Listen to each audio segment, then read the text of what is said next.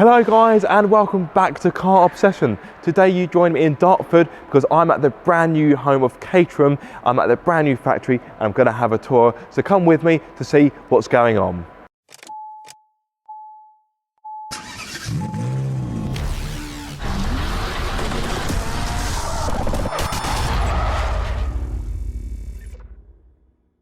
I'll start with a bit of housekeeping. This is a working factory and as such it was noisy in places, so for pretty much all of this video it will be voiceovers. The new Dartford factory will be the main hub for Caterham Cars for the next 10 years and will only produce the iconic 7, with production stepping up from around 550 cars per year to around 750. In a world of cars filled with technology and, let's be honest, not much soul, it's great to see a company as historic as Caterham doing so well and even expanding. The tour starts on the mezzanine, which gives you a great view over most of the factory floor, as well as the Parc Fermé area. Named after motorsport, of course, this is the area where customer cars are stored in preparation for them to leave the factory. At the moment, it's also being used as additional storage, which is why you can see some cars that are incomplete. On the mezzanine itself, there are some iconic cars from Caterham's history, including this Super Sprint, which I drove on the channel a few years ago, so it was nice to see an old friend, as it were. This is, of course, the famous 310R, which was used by James May in the Grand Tour Special, A Massive Hunt. Although you would have seen the car transform overnight, this build actually took around 3 months to complete. Toyo R888Rs. I wonder if they have any in the right size for my Mazda MX-5. Oh look, they do.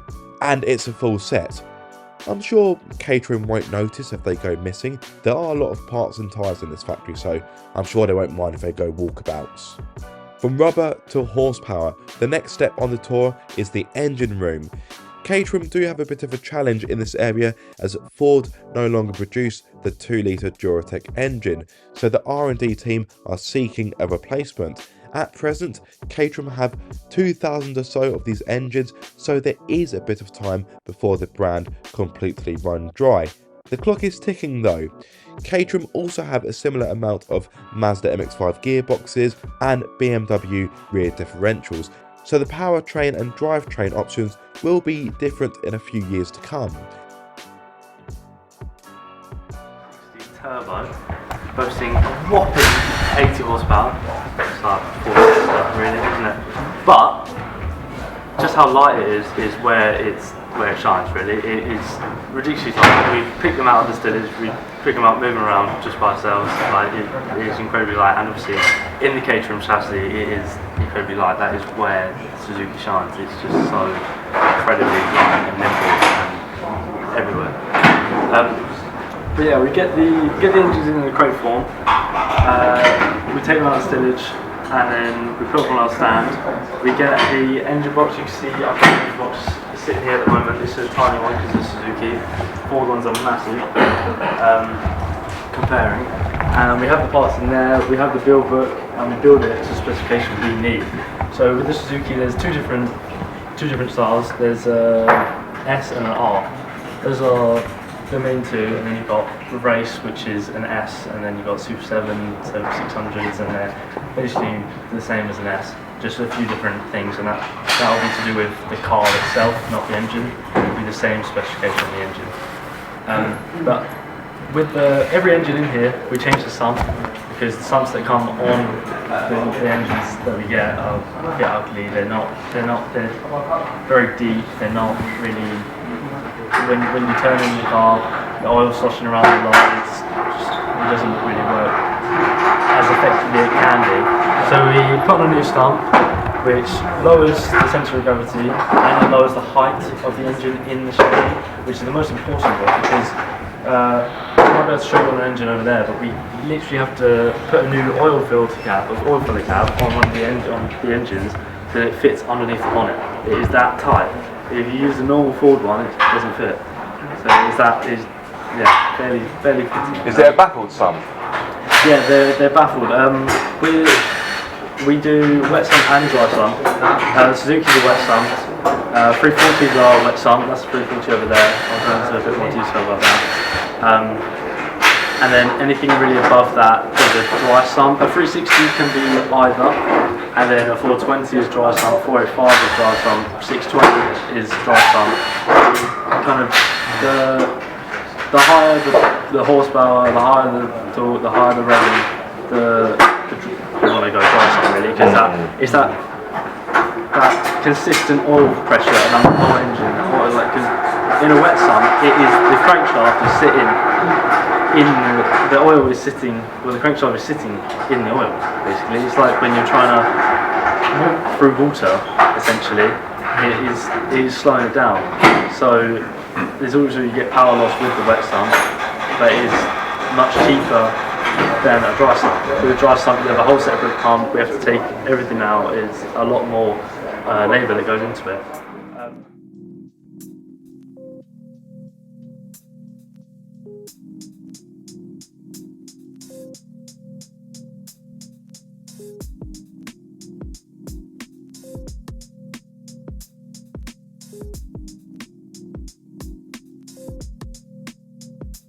Normally, each Caterham will be built from start to finish by the same technician at an additional cost of a little under £2,600.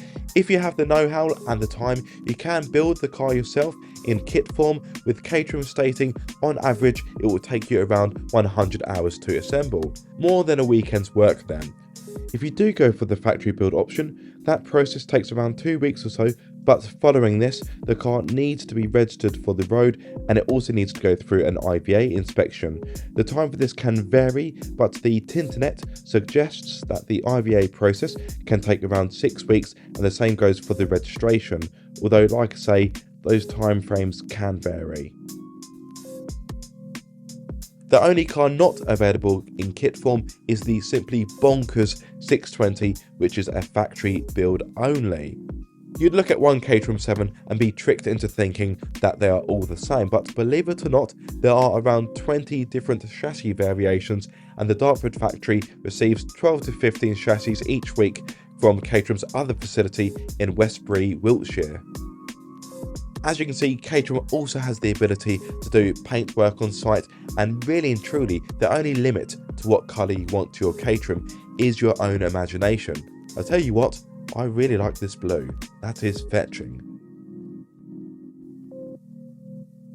You may be watching this thinking, Aaron, I'd love to go on one of those tours. Please tell me more. Well, the experience is 2.5 hours long. It's suitable for ages 12 plus. Prices from £30 per person, groups of up to 20 people, but bear in mind there is quite a wait. At the time of this voiceover, the first and only time available is the 29th of August this year, so yes, places are filling out quickly. And there we have it, guys, the tour is over, and now it is of course time for me to go home. Sadly, I don't have a Caterham to go home in, but I do have Monique, my Mark 1 turbocharged Mazda MX-5, which arguably is the next best thing. I do hope you have enjoyed this video, guys. If you have any questions, please drop them in the comment section below, and I'll answer them as quickly and to the best of my ability as possible.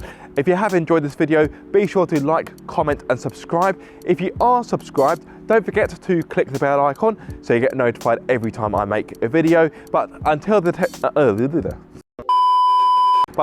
next time, guys, be sure to keep up the car obsession.